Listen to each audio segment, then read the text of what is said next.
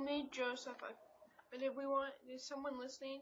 Someone's listening. I suppose so. I think someone's listening. On the phone, I mean. Oh, yes, but she can only listen. She can't talk. Oh, okay. She has tape on her mouth. So,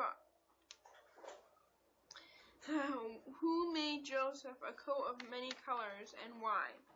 Jacob, because he loved Joseph most of all. Yes, that's correct. So he was the son of his old age. Good. Who could not speak peaceably with Joseph and why? His brothers, because they were jealous. Yeah, that's right. And his brothers,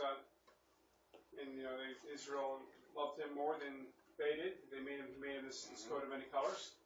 All right, and take the next question, please. Oh, which way are we going? Are we going that way or this way now?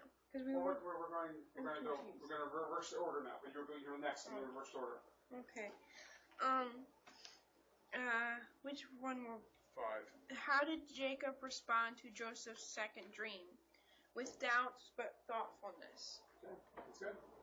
You ready? Number 6. Yes. To where did Joseph's brothers go to feed the flocks to Shechem?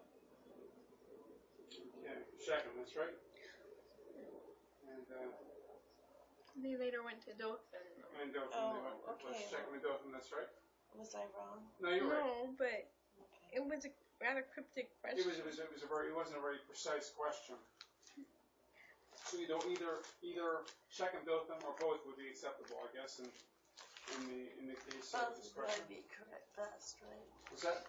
Both, I guess, would probably be best. Huh? All right, number 7, Caroline. Who found Joseph wandering in the field? I have certain man found him. Yeah, that's good. That's right. That's the answer, Caroline. That's very very interesting. How usually this. I looked at it twice. I looked at that answer twice, and then I started to figure. Well, I put that down. Then I started to change it and erase it. I said no. Then I decided. I said, well, let me put it down anyway. Mm-hmm. Right. Yeah, that's good. Where did Joseph find his brothers? In Dothan. What did some of Joseph's brothers desire to do to Joseph? They wanted to kill him and claimed that some beast had killed him. That's right. They did, didn't they? Next one, please. Who said let us not kill him? Reuben. Reuben said that, yes. Caroline. I'll pass on that one. I didn't do You're it. passing that one? Okay, Bill, what did you get for that one? What is something you observed from Genesis 37? Jealousy, kidnapping, treachery towards their father, lies, and no thought for God. That's right. All those things, all those elements are found there in that chapter. Anna. And do you want me to answer? Probably your number 11 as well. Okay, Joseph's brothers thought they could prevent the dreams from coming true by selling him, but all they did was make them come true. That's good. Very good. Or help them come true.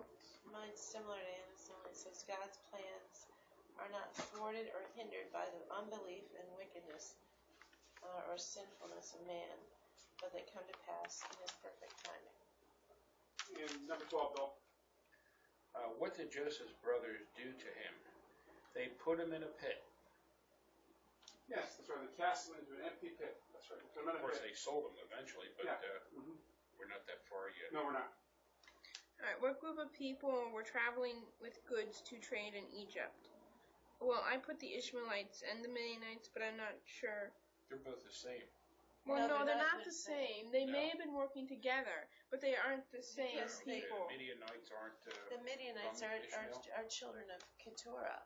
Oh. And so it's a different mother. Different group of people, yes. All right, so Anna, next. No, I just did that one. Oh, so it's Tammy. The next question. Who suggested to sell Joseph instead of killing him? Judah. Okay. And Caroline.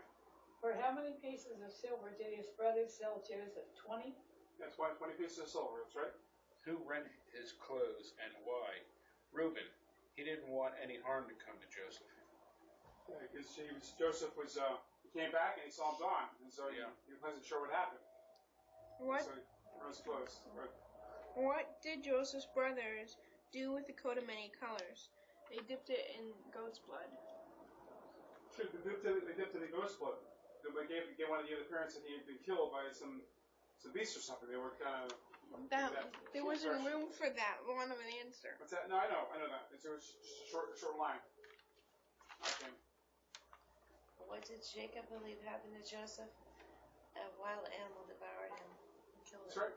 So they suited their purpose, and they thought they got their father to think that a wild animal killed him, when he really was sold in slavery. They didn't know what happened to him.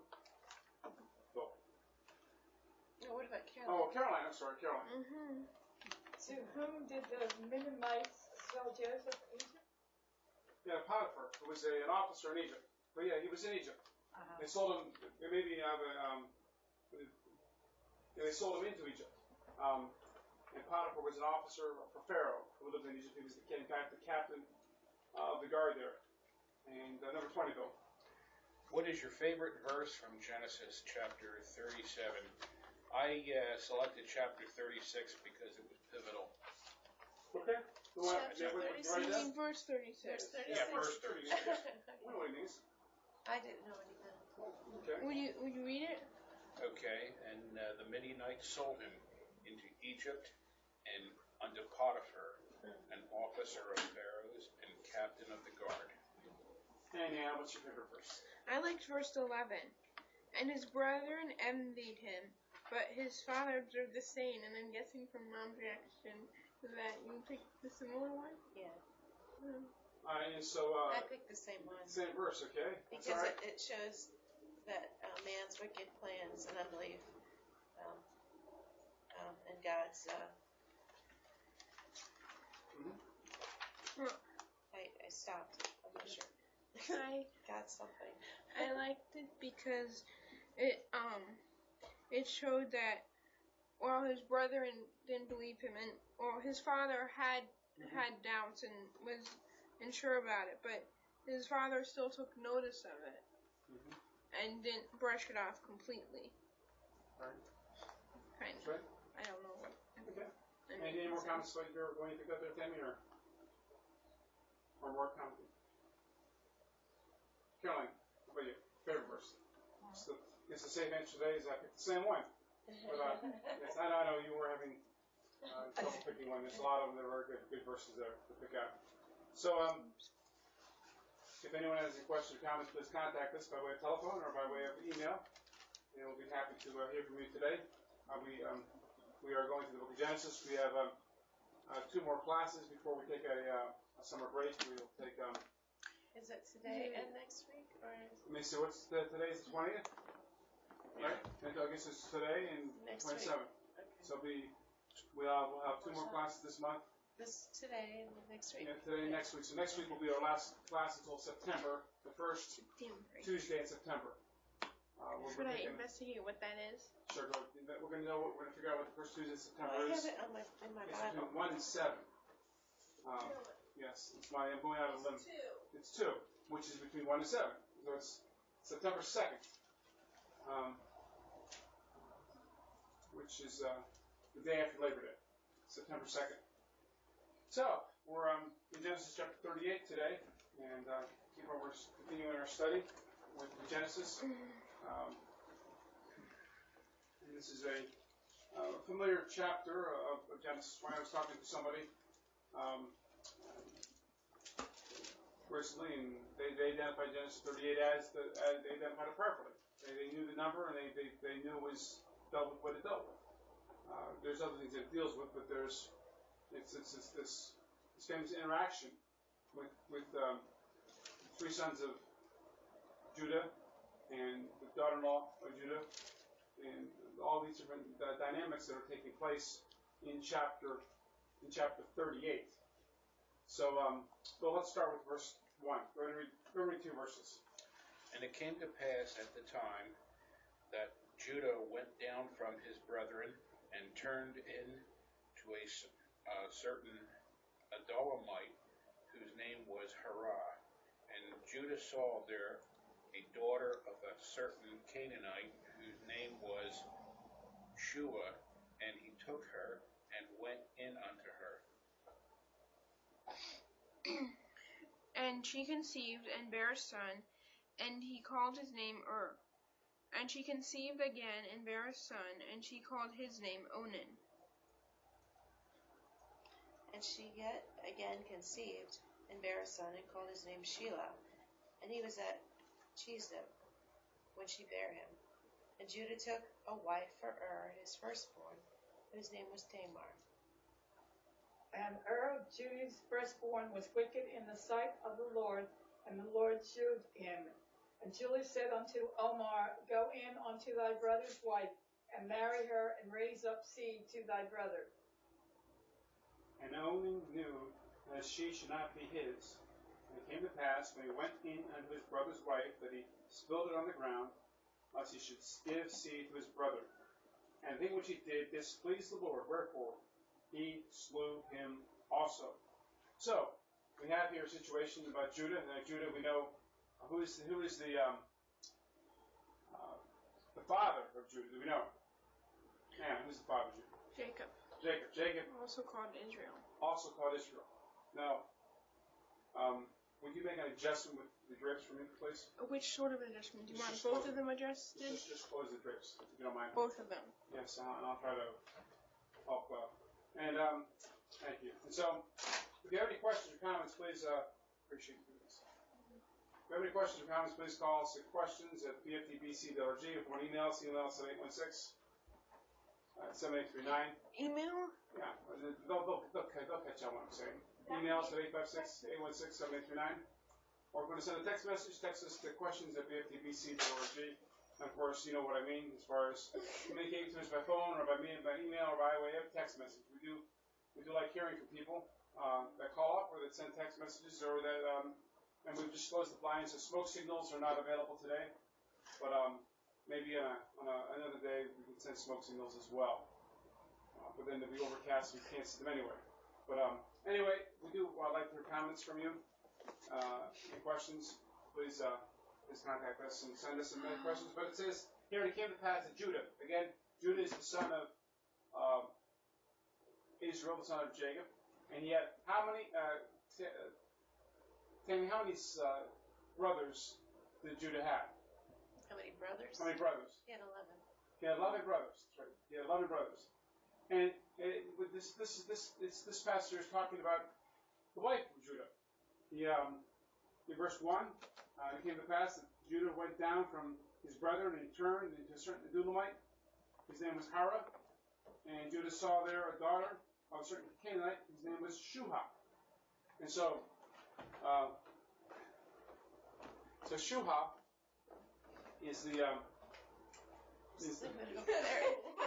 You leave it over there, hon. But we need a better lighting. And so Shuha, we're trying to get some better lighting. So Shuha is the daughter, is the wife of Judah. And so he goes there and she's a Canaanite woman. And so he married her, and she conceived, and we see here in this passage that we read just now, in these 10 verses, that she had 3 sons. Was the firstborn. And what does the Bible say about Caroline? What happened to him? You know? No. What happened to her, Bill? Well, we have to look down. Let's look down. I'm sorry. Let's look down. Did it happen yet? It happens in verse 7. Okay. Or verse 7. And verse 7. Look at verse 7 there, Caroline. Yeah. Judah's firstborn was wicked in the sight of the Lord. Yes, and so he was wicked, and then the Lord slew him. And so we have here the idea. We have the sons. We have was the firstborn. Then we had secondborn, verse 5, and then thirdborn. Again, is mentioned, and we have, I guess, before was slain by the Lord, Judah takes a wife for the firstborn And what is the wife's name, Bill? Verse 6. Oh, that was the wife he took for Yes, that's what I meant to ask. Okay. That's what I meant to ask. Yeah, Tamar. he took a wife. Judah took a wife for his oldest son, and her name was Tamar. But it says here, as Caroline mentioned, that was wicked in the sight of the Lord, and there's no specifics of what that meant or what that means, but what the standard wickedness is for the God's sight. Everyone is kind of short of God's glory. But what is wickedness? What's the concept? It means he probably didn't care of what God thought. Okay. Probably didn't even think about whether God even existed. Mm-hmm. Had no thoughts towards him at all. Yes, that's wickedness, isn't it? Yeah. It's not in any way regarding God. No. What are some other concepts of wickedness, Serena? Well, he doesn't say what kind of wickedness he was, but he just, instead of doing what was pleasing to the Lord and serving the Lord, he did that which was evil in the sight of the Lord. That's right.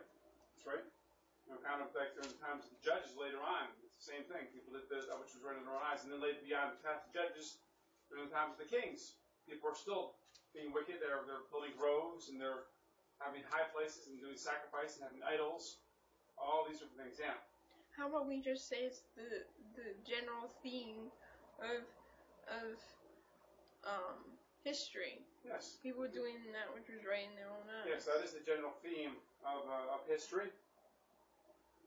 And so, as the custom became, perhaps it wasn't. This is the idea of the principle of when the brother dies and there's no children, you have the younger brother come and marry stepsister. And so that's what happened here. We have Onan. We have dying. Yeah. Can I ask a question? Although it's You have two questions to ask? Well, it may be off topic though, so No, it is. Yes, you're right. It is before the law. It's before the Mosaic law. No, that's not what I mean. That's not what I mean. Well, we like tops. So we'll send top. In the New Testament, Yes. John the Baptist reproved Herod because he married his brother's wife. So I'm just trying to figure out. I guess. Stop. Okay, Tammy. It's the principle of the kinsman redeemer. Yes. And it's interesting. This is very interesting contrast with the book of Ruth. It is. It is interesting. I mean, it's the same. There's very parallels with it, doesn't it? Yeah, but there's some differences. Yes, there is differences. Yeah. And getting back to your question, that's still on topic. Anna always made the observation that John the Baptist refused Herod for marrying his brother's wife. I think. Because see, that always puzzled me because the Old Testament law was, well, if your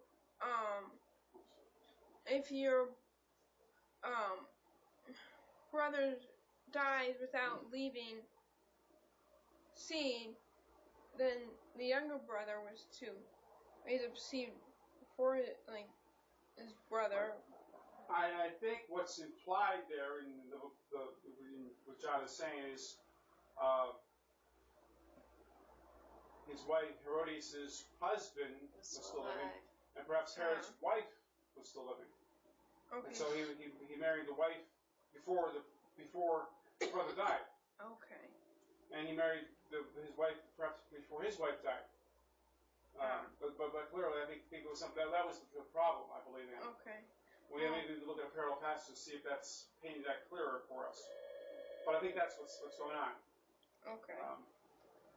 In that passage with John the Baptist and Herod and Herodias and the daughter of Herod. Okay, thank you. It's supposed to be line 3 here. Line 1. Go ahead and you pick up the phone and select line 1 and put on speakerphone. It is line 1. Are you sure it's not line 2? Put speakerphone. You there, Kathy? Hi, Kathy. Good to see you. Hello? It must be line 2. Hello. Hello? Hey, Greetings. Kathy. Salutations. Hello? Good. I'm still here, yes. Please, Maybe she need the telephone. But if you're gonna, Kathy, if you're just gonna listen, because you're occupied with the operation of the business there, the work, just put the telephone on mute. Look for a mute button on the telephone, and then you can mute it, and that way you're gonna be able to hear it through the telephone without it being feeding back, I guess. I hear you. Yeah, I hear myself too. I'm not sure I can be in two places at once. So she's not. I'll let you go. I'll let you go, Pastor Waite. I'll call the next. Oh, is this Jason? You're still there? Yeah, absolutely. Is this Jason? Oh yes, sir. Hi, Jason. I was thinking about the mixed multitude. You know, Judah marrying a woman that was a daughter of a Canaanite. Yes, she was. Yeah, I think that was the first mistake. Remember the mixed multitude? That's a good observation. Yes. Yeah, they were the first ones that were complaining when they were coming out through the wilderness with Moses. So they were the first people that are double-minded, wavering in their faith and they don't know if they want to go back to the gods where they came from or serve the one true God. Right. That's right. Anyway, that's about all I had to say anyway. And God bless you today, and God bless you every day. Super. Thank you. Appreciate it. Oh, well, thank you. I'm glad you called, Jason. Oh, well, thanks for the great preaching. You're good, faithful to the true word of God. Amen. Let's Anna's got wave wants to wave to you, and Tammy wants to give you a wave, and then Caroline wants to give you a wave. Just want to wave over real quick, and they want to wave in. Wrong hand, I guess. We saw your arm moving, but not your hand. Sorry about the drapery, Dad. Okay. Do you want to stay connected, Jason, or you want to call back later? What's your preference? I guess he's going to call back later. Call back later. Well, thanks in the process of doing that. Yes, Kathy, we disconnected you by mistake. Was she That's on? real. I think so. She was on line 1. She could only listen. She's got tape in her mouth, so she can't talk. She was on line 1. I think so. Well, line 2 was pushed. Well, line 1 was pushed. I'm not sure. Hello? Line 1 now. Hello? Greetings? We got cut out. Yes, I'm Sorry about Kathy. that. Yes. I'm sorry, Kathy, for cutting you off. We had a call from Jason, and he gave us some thoughts about I got it. how we should have been married to this Canaanite woman anyway. So. Strength, heart health, and fitness support. Okay. So. All right. So we are. Can you put your phone on mute, Kathy? Right. Thank There, you. that's good. Okay, so now we were hearing the on hold music. Yeah. That's why. It was an advertisement for something. The on hold music, or whatever you want to say, the advertisement. So You were talking about these verses. yes, I was talking about these verses and about And I had it in how we had a principle of the dies. Then we have Onan coming to raise up seed for his brother. You get Tamar married in there and Onan. But Onan was also wicked. And he didn't want to raise up seed for his brother. And so he engineered a way that wouldn't happen. And so then God slew him. God slew him because he also was wicked and displeased the Lord. Verse 10 tells us that. What he did, displeased the Lord. He didn't want to raise up seed for his brother. So now we got two sons of Judah being killed for their wickedness, being killed by the Lord. Like what Jacob said, it probably had something to do with their mother. Yes. As far as their wickedness. Mm-hmm. Yes, it could have been. There could have been a direct correlation with the mother. And then, we don't want to get ahead of ourselves here. More thoughts about verses 1 to 10. Well, I wonder, is it because the woman was not of the tribe of Jacob? Tamar? Yeah. Or actually the Jacob's wife. Well, Not Jacob's wife, Judah's wife. Yeah, Judah's wife. Yeah, that could be. She was a That's what I was Canaanite. wondering about. Yeah, she was a Canaanite. Esau married, it would trouble Rebecca and Isaac that Esau had married the Canaanites. Mm-hmm. So, I mean, they weren't people that God wanted them to That's right. marry. That's why I was wondering about this. Yeah, so it seems like it could be related to that. Yeah, it could be. That could be related to that, as far as he should have married somebody else. To begin with. And then when Tamar came along for the son, that's just deepening it, the problem. Yes, that's right, it is. Did you have additional comment? I had a comment, because I was thinking about Ruth. Yes. And how, she needed a kinsman redeemer. And Boaz, that was Rahab's son, became the kinsman redeemer. But somehow the Lord, he says he didn't want to raise up seed, Onan, for his brother. But Boaz and Ruth, Boaz is in the genealogy. Yes. Even though he was technically raising up seed for his cousin or somebody. But he was the one recognized by God. I think that's interesting. That is interesting. Because Onan was saying, this isn't going to be my child, so. Right. That's why he didn't do it. All right, let's read verses 11 and following. Bill. Then said Judah to Tamar, his daughter-in-law, remain a widow at thy father's house till Shelah my son be grown. For he said, lest peradventure he die also, as his brethren did. And Tamar went and dwelt in her father's house. And in process of time, the daughter of Shua, Judah's wife, died. And Judah was comforted and went up unto his sheep shearers to Timoth, he and his friend Hurrah the Adullamite. And it was told Tamar, saying, Behold, thy father-in-law goeth up to Timnath to shear his sheep. And she put her widow's garments off from her, and covered her with a veil, and wrapped herself, and sat in an open place, which is by the way to Timnath. For she saw that Shelah was grown, and she was not given unto him to wife. When Judah saw her, he thought her to be a harlot, because she had covered her face. And he turned unto her by the way, and said, Go to, I pray thee, let me come in unto thee. For he knew not that she was his daughter-in-law. And she said, What wilt thou give me, that thou mayest come in unto me? And he said, I will send thee a kid from the flock. And she said, Wilt thou give me a pledge till thou send it? And he said, What a pledge shall I give thee? And she said, Thy sonnet and thy bracelets and thy staff that is in thine hand. And he gave it her and came in unto her, and she conceived by him. And she rose and went away, and laid by her veil from her, and put on the garments of her widowhood. And Judah sent the kid by the hand of his friend, the Adullamite, to receive his pledge from the woman's hand, but he found her not. All right, so we have someone else dying in this section. Who died next, Tammy? Judah's wife. Judah's wife. Judah's wife died. I'm sorry. I'm getting ahead of myself here with questions. But yes, Judah's wife did die. But before Judah's wife died, we have Judah saying to Tamar, Look, my third-born son, he's not quite old enough to get married yet. So in verse 11, it says, Go dwell in your father's house until he's of age to be marriable age. And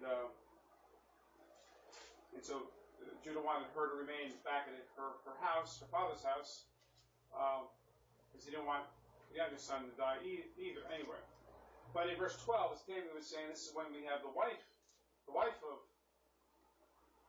of Judah dying. She dies. His wife dies. And so the way he comforts himself, he keeps himself busy, he goes to work. He's a farmer, he's got sheep, and so he's got sheep shearers. And so if the sheep have to be sheared, I'm not a farmer, but what do you say, once a year, twice a year, Tammy, do you know, or not? I don't know. You know, Caroline, how often sheep have to be sheared? No? Maybe twice a year sounds good. As soon as their hair gets long enough. Every month. And what's the scientific explanation there, Anna? Well, I don't have a scientific explanation in real life, so I'll just Okay. Well, some people go to the barber once every 2 weeks. Some people go once every month or so. Yeah, that's right. They do. Some people's hair is short, some people's hair is long.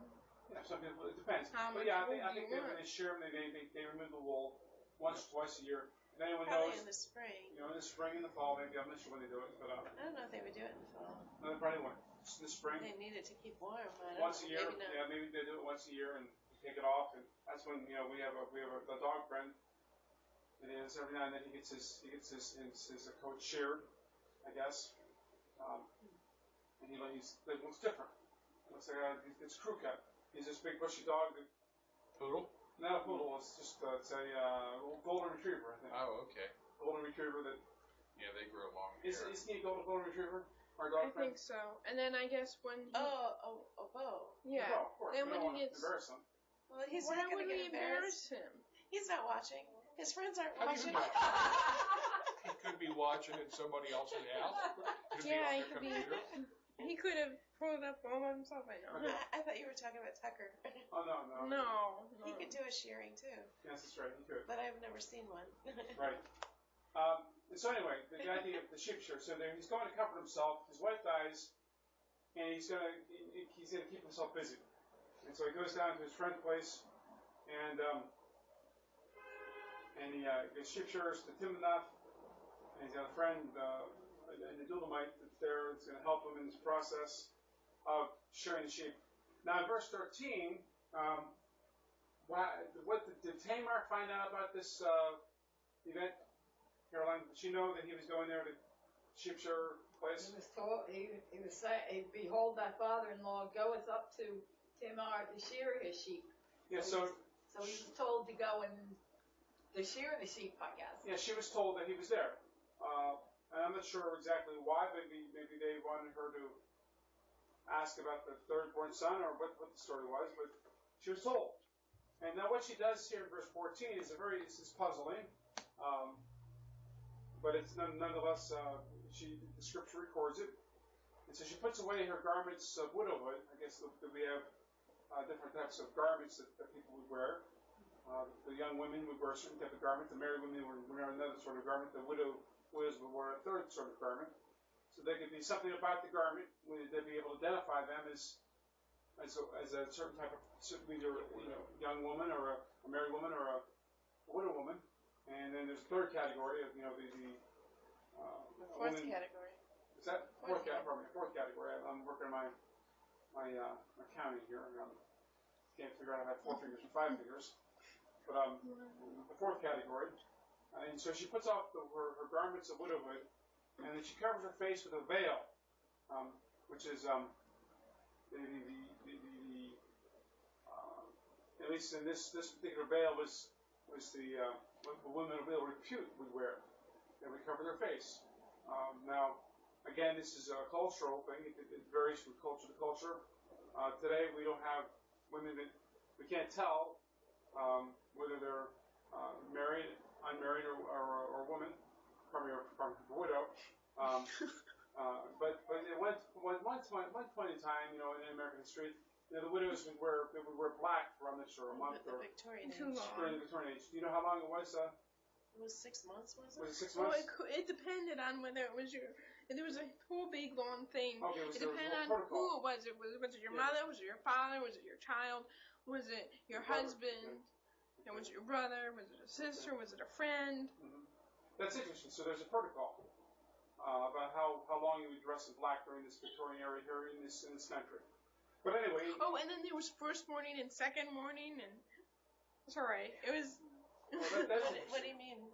Well, because they would have first morning, and they would have a certain dress for first morning, and then the dress would be slightly less mournful for second morning. And What do you mean second it wouldn't be morning? as black. In other words, Like morning? The day after? no, not the morning like we What have. do you mean? Like, Not the. No. morning, as in yes, but what do you mean by first and second? Morning. first period of morning, second period Let me of explain. morning. So for the first, got it? Well, For go example. ahead and explain it. I mean, this is what I understand Ann is saying. The first, we'll say, for the first 2 weeks You were solid black. It was more than 2 weeks. I know. For the sake of this, you're solid black from your ankles to your wrists to your toes, all over the place. You're solid black. I've got a black veil, and it's like 10 mil thick. The black veil. Now, during the second phase of the morning, it would be a 3/4 sleeve, and it would be you would be able to have a white. I mean, I don't know what it was. There'd be something different about the dress or about whatever it was you were wearing. Could be even the thickness of something, but it would be different. The black you had on, people would know that you were in mourning, but you weren't a new mourner. You were a old mourner. You were still mourning. Yes. Oh, and the women were expected to mourn much longer than the men. Okay. All right. That's interesting, isn't it? Did any of them throw parties on the third morning or something like that?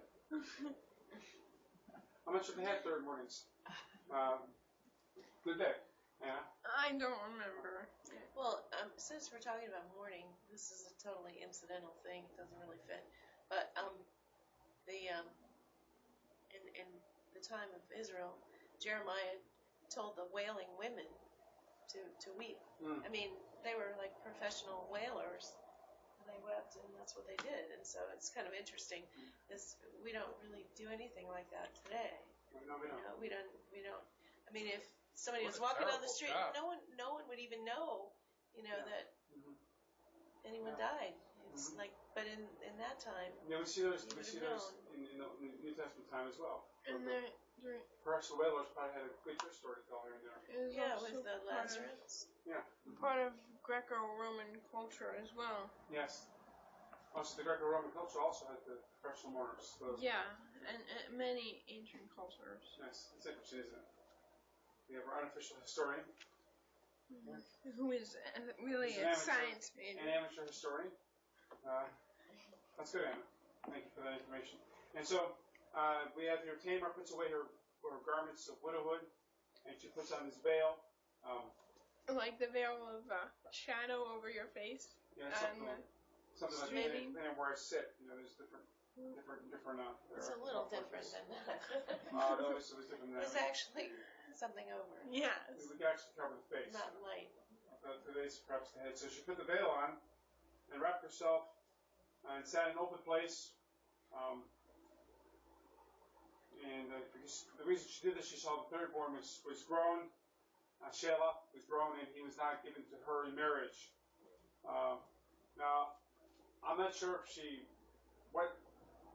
dressing like a woman of repute, and she's here. Judy's there, but in verse 15, when Judy saw her, again, remember Judy's a widower, and Tamar's a widow, twice widow, and Judah thought she was a harlot. It says here in verse 15. And the reason why he thought that is because her face was covered. Well, she was looking like one. She was specifically trying to pretend to be one. Yes, that's right. She deliberately was looking like one. So Judah Judah suspected that she was one because that's the impression that she wanted to give, perhaps even to him directly. And he turned in unto her, by the way, and said, Go to, I pray thee, let me come in unto thee. For he knew not that she was his daughter-in-law. And he said, What wilt thou give me that thou mayest come unto me? And so they're making a business agreement here. And then she says, a kid from thy flock. She wants some livestock. Well, that's what he's saying. Okay. He's telling her that's what he's going to get. Okay, that's what he says. And then she asks for a pledge. In other words, he doesn't have the kid with him. She wants to be sure that he's going to put something down payment, give her something that will be a token of some sort that he will pay. A guarantee that he will pay the kid what he had agreed to pay. And then she said, I will give thee, she said, thy signet and thy bracelet and thy staff. So 3 things.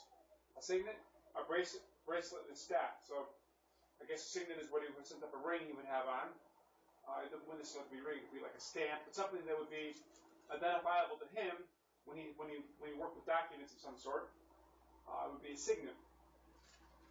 His bracelet, I guess something he wore around his wrists, and his staff, something he would use to walk with. And so,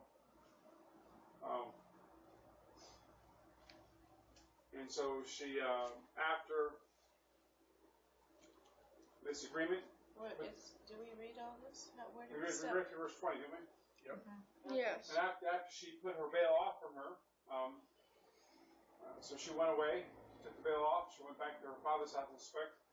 Judah brings the kid back by the hand of the Dulamite, his friend, and he says, okay, where's the lady here, the harlot? But she wasn't there. They couldn't find her. In verse 20. So he wants to make good on his pledge.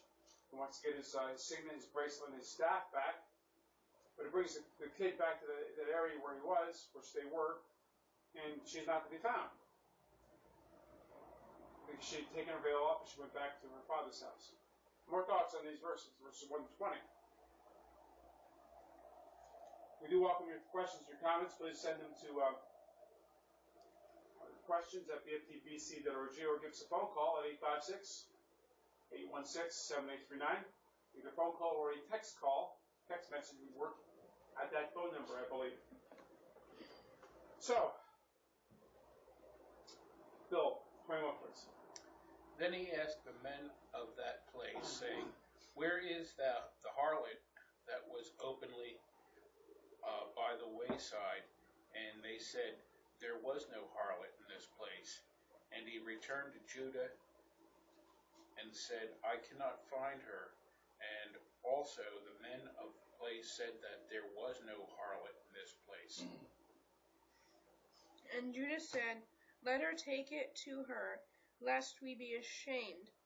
Behold, I sent this kid, and thou hast not found her.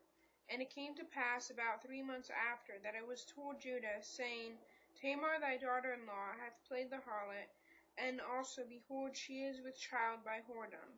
And Judah said, bring her forth, and let her be burnt. And she was brought forth, and sent to her father-in-law, saying, by the man whose these are, am I with child?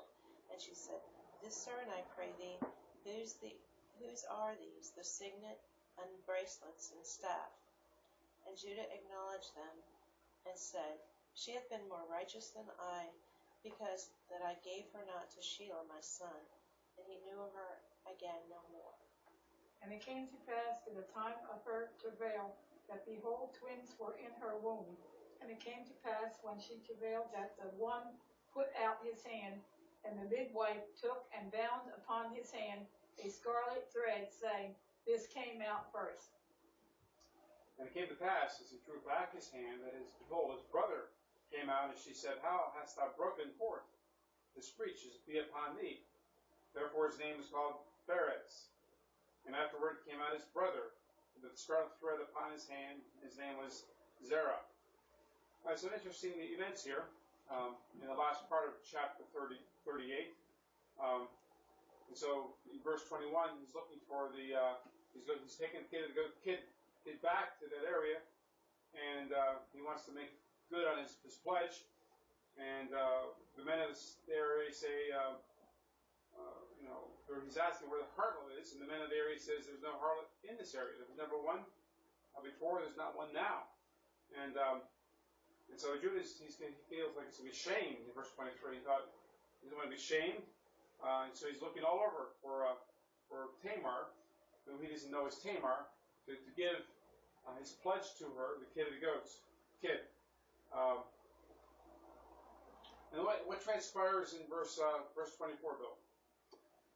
And it came to pass about 3 months after that it was told Judah, saying, Tamar, thy daughter-in-law, hath played the harlot, and also, behold, she is with child by whoredom.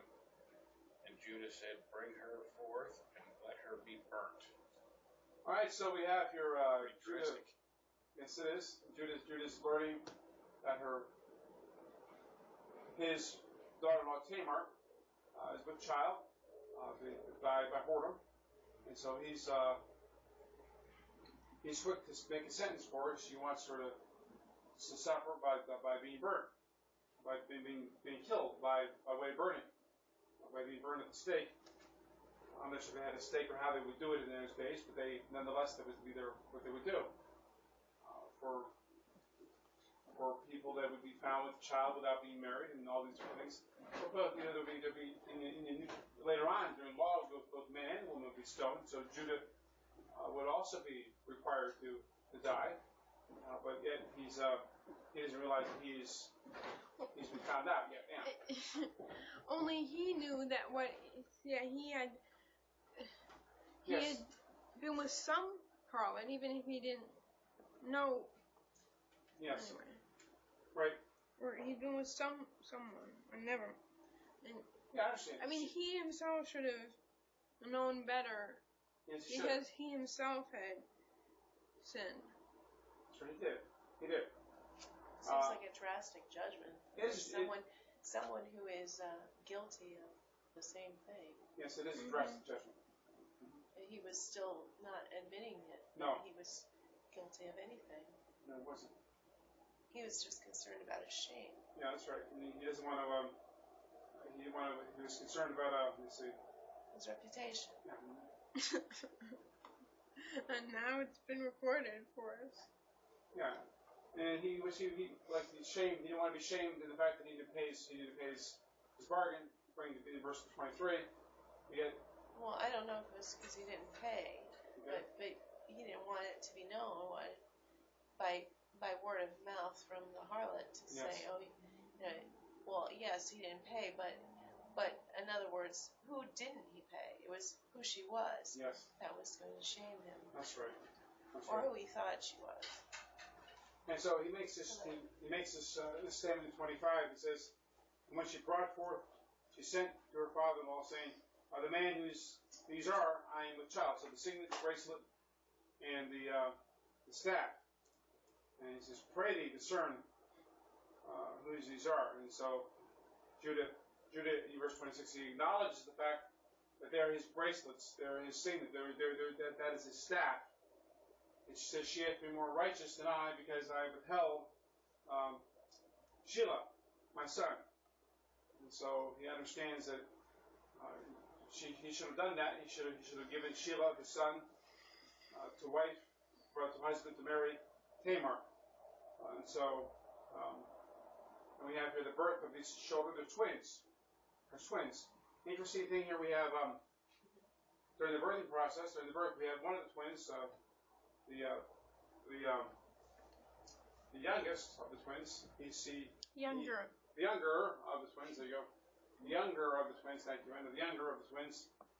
When he's about to be born, his hand gets out first, and then so the midwife ties a scarlet thread around the hand, or ties scarlet thread around his hand, so that he would soon know which of the two babies was born first. But when he pulled his hand back, and he wasn't born first, his brother was born first. And so we have Phares was born first, and Zerah was born second, the one with the second. Well, how do you classify who's the firstborn? Does it have to be completely? Yes. Yes, okay. It had to be completely. Okay. Yes, that's right. So, interesting. But it's kind of like Esau and Jacob in a way, with this duel between them. Right, it is. Very similar. And so, we have the grandfather having two grandsons that are twins. No, the great-grandfather, I guess it is. I'm sorry. No, actually, it's the grandfather. It's the grandfather. Jacob's, Judah's father, is the grandfather of these two sons, two boys here. So, these are the children of his son. Thoughts on this verses 1 to 30? Jacob, you have any more thoughts? You want to go give us a call? Please do. Call us at 856-816-7839. And we'll be glad to hear from you if you want to call us up. So, all right. Caroline, some final observations about chapter 38. No final observations. All right. Tammy, what are some things you noticed about this passage? Well, it's interesting. It's from this passage, but it's also, I'm thinking of different things that I've read. Yes. In Chronicles, I think it's First Chronicles, where it gives the genealogies, and it does seem to indicate that Judah had maybe some other grandsons by Shelah, his younger, the youngest of the Canaanite woman.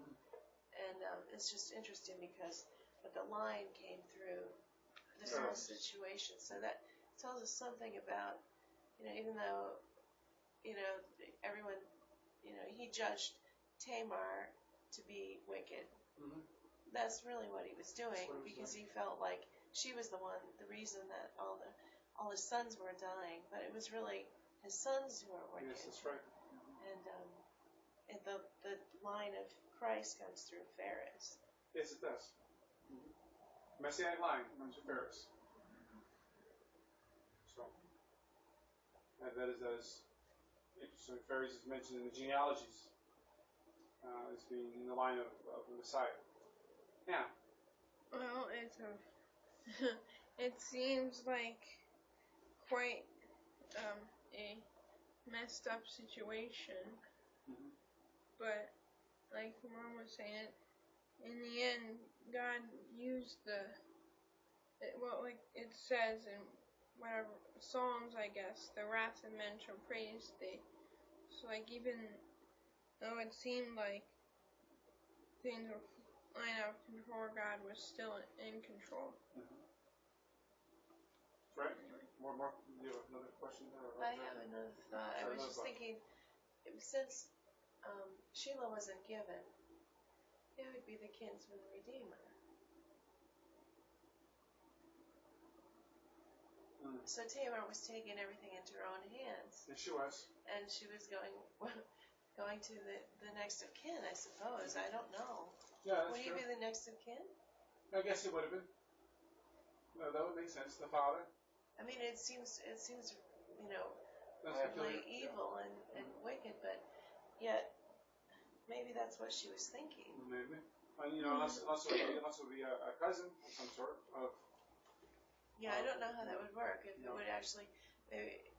Like we know, there's as in the instance with Ruth, there's different people that are closer than other people, and so. Right. I'm not sure if a cousin is. I'm not sure they ever say the father though. No, it doesn't. I don't think so. I'm glad we don't. But although Boaz was the father, was more today where we have kinsmen redeemers. No. Because that just seems like it would get really confusing. Yes, good. It could get confusing. No, we have Christ as our kinsman redeemer. Yes, that's much better. Yes. More thoughts, anyone? You didn't ask Bill yet. Huh? You didn't ask. I know. I'm asking anyone else who wants to call us. Because when he's done with that camera. Jacob. Hi, Jacob. Good to see you. Hey, how you doing, sir? I'm doing well. Did I make it through the line? Yes, you did. You're on the air. You're on the air here. Right. This is not the easy part of the Bible here, but I think Genesis 50, chapter 50, verse 40. It's kind of like this when even though these people that are also going to start now, they're also going to start picking a Canaanite woman. Yes. I didn't know I was on before because I think he matched me through. But the mixed multitude that were coming out of the wilderness with Moses, they were double-minded. They were very double-minded. They were the troublemakers. They kind of encouraged the other people to rebel. And but it's 50-20. That is for you. You thought evil against me. God meant it unto good. You bring the past into this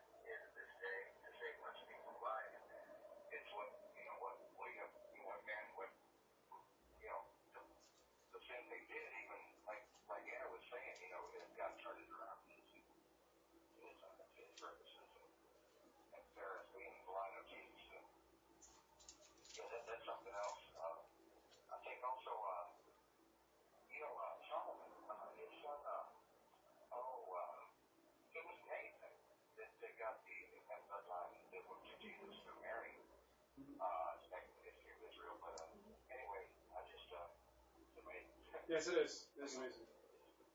Okay, thanks so much. Sure. Oh, well, thanks for calling. Appreciate it. Anyone else has any questions or comments, please give us a question at questions@bftbc.org or give us a comment at 856-816-7839. You know, we'll be loving to hear from you when we receive those comments and questions. But so any more thoughts anyone has? Bill, what's some thoughts you have? Well, I think that Tamar intentionally tried to trap Judah. Yes, I think so. You know, she was apparently, it seemed like she was going to extort something from him, not the trinkets that he left behind as a pledge, but she had something else in mind, and it just never happened. No, nothing happened. I think she wanted children. She might have wanted, you're probably right, Kim. She wanted children. I think that's the whole thing. I'm not sure. And it's hard to say. I mean, she did deceive him. There was. It seemed like there was. She had thought about that. You know, before he went in onto her.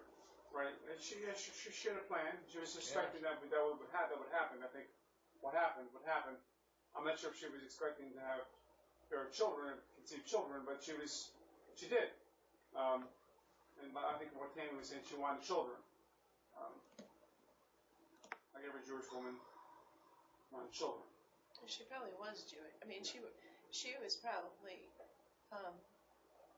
righteous in the sense of, you know, she wasn't a Canaanite, she wasn't a heathen. She was probably would have been a good wife to the sons, but they died because they were They were wicked. That's right. Those sons were wicked. That's correct.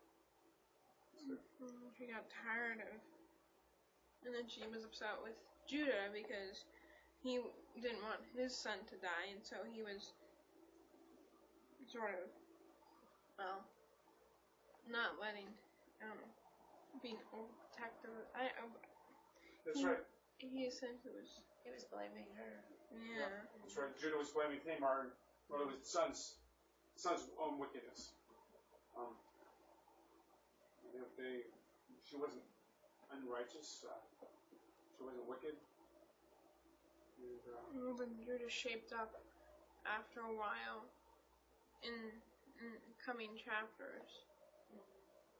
Well, you can't say she wasn't wicked because she didn't prostitute herself. Yes, she did. That's right. She did.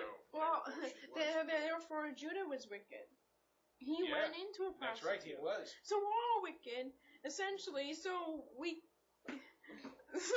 this argument seems, I don't know. I mean, if we're gonna say Tamar was wicked, then Judah was wicked, but yet he was a great man of God he thought too. He could get away with it. I mean, I think the degree of wickedness when we're talking about the and owning was something we don't quite understand entirely. We know that the scripture says they were wicked. God slew them. God slew them. So we know we don't know enough. Judah, you know, he may have done a wicked act there, but he may have also asked for God for forgiveness for that. Well, probably like Tamar did too. I mean, maybe. Yeah, I think so. Why are you against Tamar? I'm not against her. Well, that's I'm where just saying, you know, we know so little about these events. You know, it could happen in a lot of different ways. Yes, that's right. That's right. More thoughts anyone has on this chapter 38.